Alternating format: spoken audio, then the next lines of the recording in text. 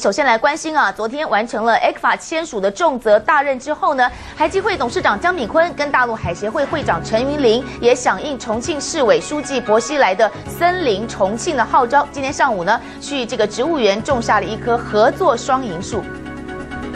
合作双银树，好不好？合作双银树。 是这样的，